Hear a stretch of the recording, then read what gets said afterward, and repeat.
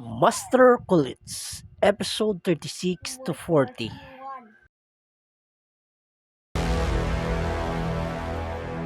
Zane and Barnabas, along with the other 200 new disciples, gathered in the Hall of Foreign Affairs to receive their assignments. Vaniel, the secretary, read aloud the names in their assigned halls. Except for inner disciples, everyone part of the four major academies of the Five Spirit sect has to work for one of the seven halls. Otherwise, they will not receive a monthly allowance. Zara will report to the Hall of Elixirs. Penelope will report to the Hall of Elixirs. Barnabas will report to the Hall of Spirit Cultivation. Gail will report to the Hall of Foreign Affairs. The announcement went on and on. The disciples listened intently, their expressions a mix of excitement and anxiety. Suddenly, Greg, their tormentor, appeared, a smug grin on his face. Zane and Barnabas, you're looking rather nervous. You should be happy. This is a great opportunity to work for the Five Spirits sect. Greg's words were laced with sarcasm. Zane, feeling a knot of unease in his gut, watched as Vaniel continued reading the assignments. Zane will report to the Hall of Spirit Cultivation. Zane was stunned. He should have been assigned to the Hall of Elixirs, where his skills as an alchemist would have been valued. But now he was assigned to the Hall of Spirit Cultivation, which had nothing to do with his strengths. He could never imagine that Greg would sabotage his progress in the Five Spirit sect. Senior Vaniel, is there a mistake? Am I really reporting to the Hall of Spirit Cultivation? Are you questioning the assignments of the Hall of Foreign Affairs? Or that I may be abusing my power for personal gain? The icy aura emanating from Vaniel chilled Zane to the bone. Barnabas, sensing the danger, quickly intervened. Please don't take this personally, Senior Vaniel. It's just Junior Zane here may be a little rash sometimes. Perhaps. But I suggest he learns to control his rashness, or he'll suffer the consequences. Zane, though furious, knew that arguing with Vaniel, a Foundation realm expert, would only worsen his situation. He clenched his fists, trying to control his rage. As the disciples dispersed, Zane and Barnabas headed towards the Hall of Spirit Cultivation, which was located at Guanlon Lake, a tranquil expanse of water surrounded by mountains. They were a little surprised that Wade had been assigned to the Hall of Runes. The lake seemed to stretch on forever and resembled a mirror without any ripples on it. A curved, revolving corridor led to a lone pavilion shrouded in mist. At the end of the corridor, there was a vast clearing. Occasionally, one could see tiny sparks of light radiate throughout the corridor. On the edge of the clearing, some enclosures were formed by some sort of magical barrier, which was constantly swimming with runes. The clearing was filled with exotic demonic beasts, some even possessing Foundation realm power. The disciples were awestruck by the sight of these magnificent creatures. At the end of the clearing stood a golden hall, guarded by two imposing sculptures. Zane and Barnabas entered the hall, finding it quiet and sparsely populated. Hello, we are new disciples. We've been assigned to this place by the orders of the Hall of Foreign Affairs. An old man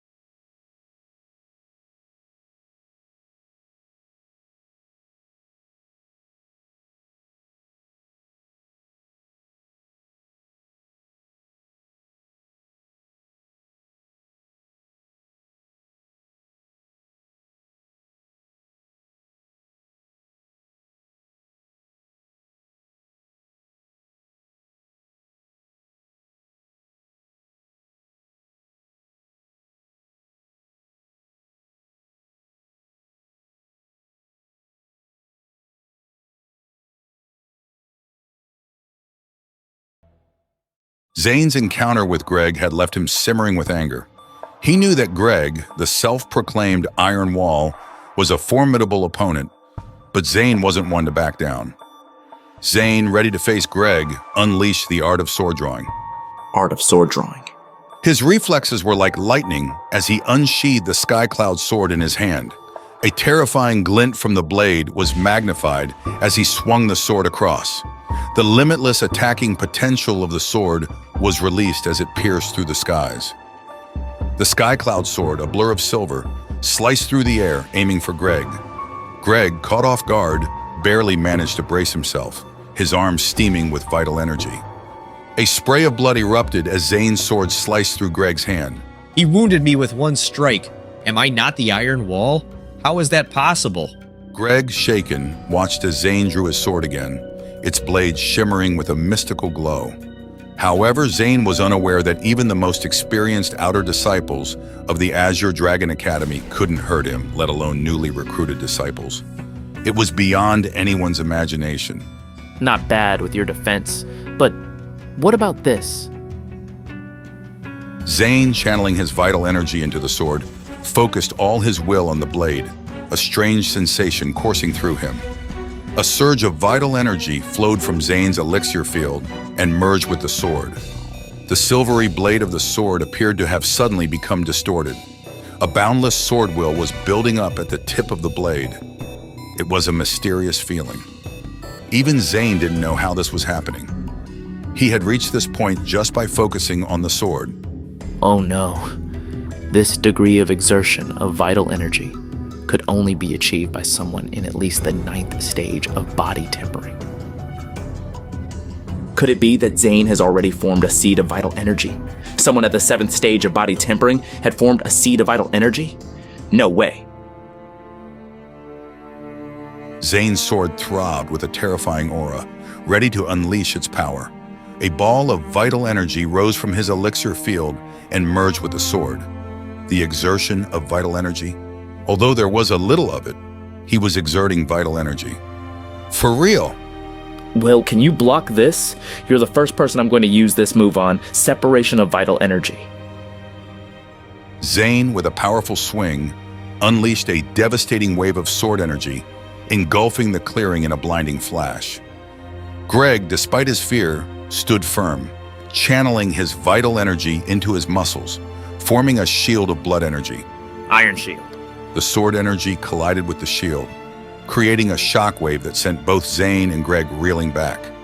Although Greg was barely hurt, his hands were still bleeding.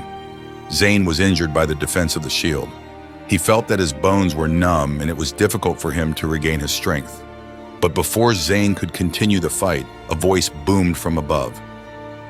An old man in his 50s stood on a boat-shaped genuine energy artifact. He was wearing a coarse linen shirt and his hands were covered with thick calluses. He narrowed his eyes and looked at Zane. He smiled. Are you Zane? Yes. What can I do for you? Good. Very well. It's a waste for someone like you to stay in the Hall of Spirit Cultivation. Come, follow me to the Hall of Foreign Affairs. The man, without a moment's hesitation, grabbed Zane and lifted him onto the artifact, which soared into the sky, leaving Greg bewildered and the crowd stunned. The old man, identified as Dwayne, a disciple of the Hall of the Holy Sword, confronted Vanyel in his office, furious about Zane's misassignment. The old man smacked Jiangnan's desk hard and told Jiangnan off right away. Good job, Vanyel. To think you could bury such a huge potential. If someone from the Hall of the Holy Sword had not told me that there was someone like him amongst the newcomers, it would have been a great loss. Vanyel, intimidated by Dwayne's wrath, tried to explain. Dwayne, does your Hall of the Holy Sword want this disciple instead? Zane, confused, was starting to realize the immense power and influence of the Hall of the Holy Sword. Don't you feel ashamed to say that?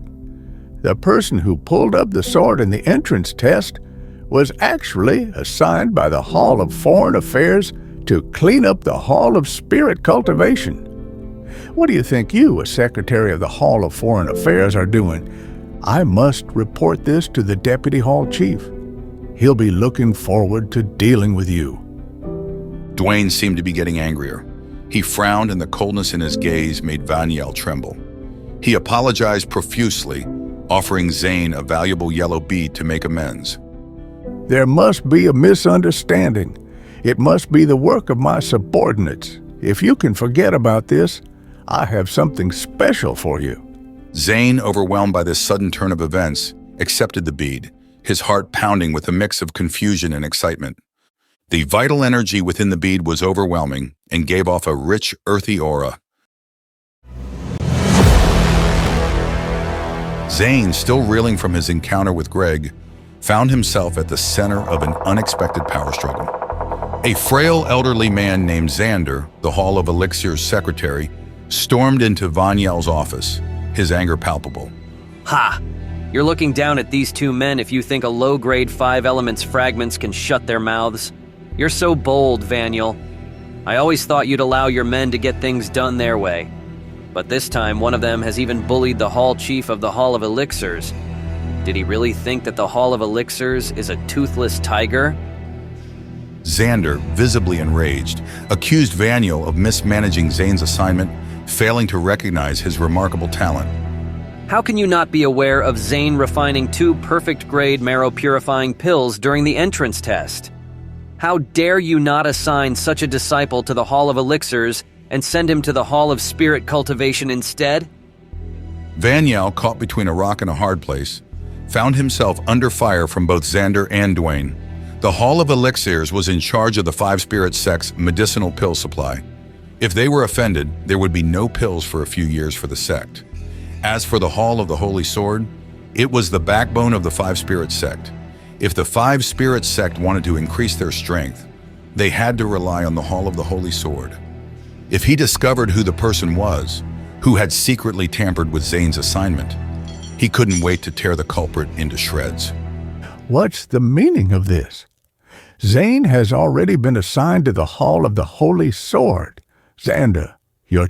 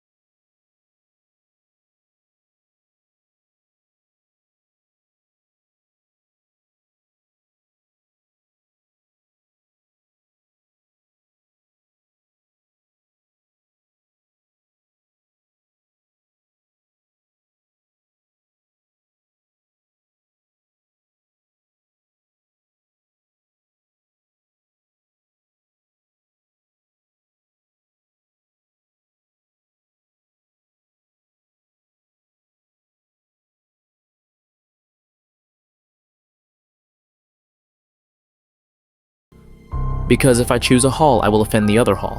What should I choose then? The two of them quarreled over Zane for a while. Dwayne, who was more of a warrior, was losing against the wise scholar Xander. Realizing that he couldn't outwit Xander, he was very furious. He then grabbed Zane's wrist, intending to take him away to his hall. As the two men argued, a stout, jovial-looking man entered the hall. He was a man in his early 50s who resembled a flat-chested sack of meat. He had thick eyebrows and large eyes.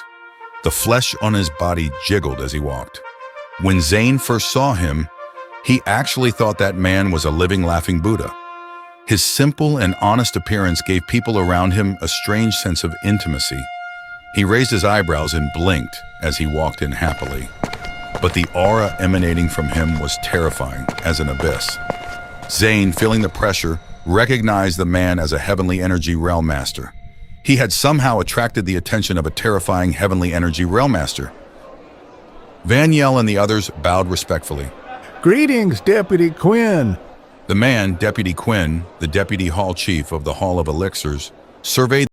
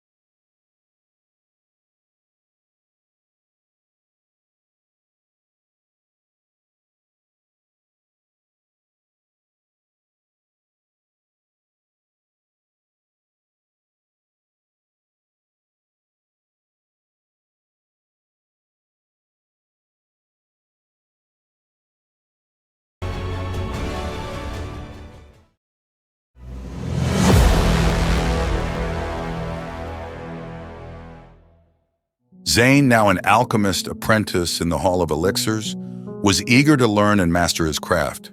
He found himself immersed in a world of vibrant colors, swirling runes, and a constant hum of energy. Xander, the Hall of Elixir's secretary, guided Zane through the 3 levels of the hall, each level containing 8 magma elixir furnaces. Zane, since you've become an alchemist apprentice, you must be aware of everything inside the Hall of Elixirs. The Hall of Elixirs has a total of 3 levels, and each level has 8 magma elixir furnaces. Everyone's skill levels are different, so there will be small differences in the handling of the alchemy fire of each furnace. Therefore, a body-tempering alchemist apprentice like you can only use the furnaces in the first level. Every month, you only have to complete the tasks assigned to you, but feel free to refine anything you want during your spare time. After following Xander around the Hall of Elixirs, Zane understood the ins and outs of the hall. Xander pushed open the door to one of the elixir furnaces on the 2nd level. Inside, there was an elegant and beautiful woman dressed in fancy attire. She was focused on researching something, and a female disciple was standing next to her. She was Lily, one of the most skilled alchemists in the hall. Zane recognized Penelope standing beside Lily. Penelope, still smarting from her defeat during the entrance test, was not happy to see Zane. Why are you here? The furnace rooms of the Hall of Elixirs are not places you can enter whenever you want. Get out! Xander, unaware of the previous encounter, introduced Zane to Lily, who was surprised to hear that Deputy Quinn had personally recruited Zane. Zane, this is Lily, one of the alchemists of the Hall of Elixirs. She's the 3rd most important person in the hall after Deputy Quinn and me. Lily paused her research when she heard Zane's introduction. It was somewhat unbelievable. Deputy Quinn actually recruited an apprentice personally? Xander, just what abilities does this Zane possess? Why would Deputy Quinn spend so much effort to take him in? Lily, visibly skeptical, questioned Zane's capabilities. Her tone became colder as she glanced over at Zane. Everyone could tell that Lily didn't welcome Zane's presence. She was even in denial. Does Zane have what it takes to be an apprentice? Don't forget that apprentices have nearly all of the same privileges as alchemists. Deputy Quinn didn't approve my personal request for Penelope to become an apprentice, so why did he choose Zane of all people? Penelope explained Zane's victory in the entrance test, her cheeks red hot as if they had been splashed with boiling water. She spoke in a low voice, somewhat embarrassed. Senior Lily, this is the same country bumpkin Zane I've told you about who beat me during the entrance test. Lily, astonished, decided to put Zane to the test. That is, unless you can refine another batch of pills in front of me. It can't be something basic like the marrow purifying pill. Zane, confident in his skills, nodded and prepared to begin. The elixir furnace in front of him was extremely large. It stood about a few yards tall. Runes were circulating around the furnace, just like an army of ants. There were 2 carvings of strange beasts on both sides of the furnace with bangles in their mouths. On the ground, there was a rough crimson rock with a hole in the middle. Scorching red magma burst out from the hole in the rock and enveloped the entire furnace. Zane, focusing on the task at hand, methodically ground, cut, and extracted the herbs, preparing them for refinement. Zane's movements were swift and precise, his mastery of the alchemy fire evident. As Zane began the condensation process, a dazzling yellow light illuminated the room, announcing the completion of the pills. Hold on, let me open the furnace. Lily, her eyes wide with amazement, opened the furnace to reveal a row of 9 glistening golden essence pills, 3 of them of perfect quality. You've made perfect quality golden essence pills. No wonder Deputy Quinn personally wanted you to be an apprentice. No, based on your talent now, I'm not exaggerating when I say you can be a proper alchemist. Xander, proud of his protege, explained the conflict with the Hall of the Holy Sword. Of course. I spent a lot of effort to take back Zane from the hands of the Hall of the Holy Sword. If we were a step too late, we might have lost him. Lily, impressed by Zane's talent, gave him her full support. Zane, you must concentrate only on refining pills. You've been blessed by the gods at such a young age. You shouldn't waste precious time. Penelope, both of you should take care of and support each other from now on. You may also ask Zane if you have any questions. I believe he can answer any question you have. Zane, now accepted as a valued member of the Hall of Elixirs, felt a sense of accomplishment and anticipation. The future, full of possibilities, awaited him. Meanwhile, Penelope's face was filled with dissatisfaction when she saw Zane being held in everyone's estimation like some treasure. But she could only reply in the affirmative to Lily.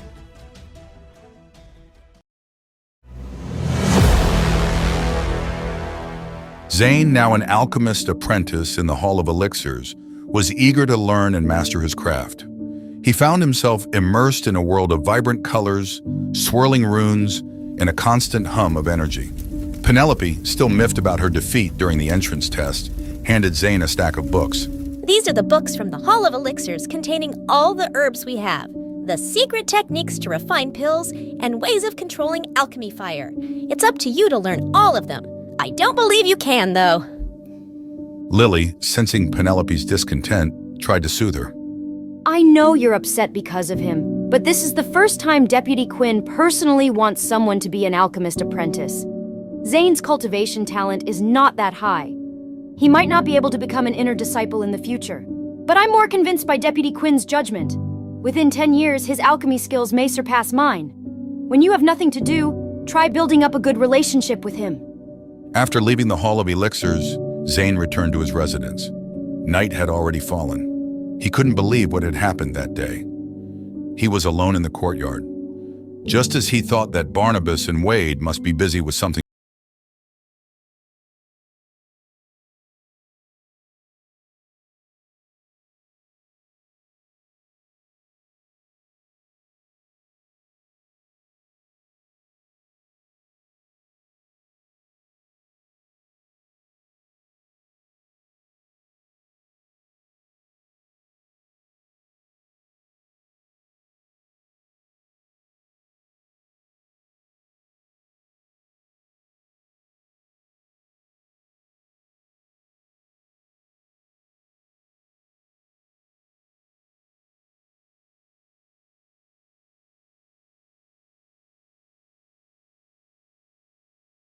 headed for Greg's residence.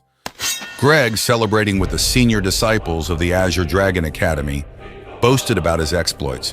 While he was busy chatting, a figure of death was hidden in the shadows.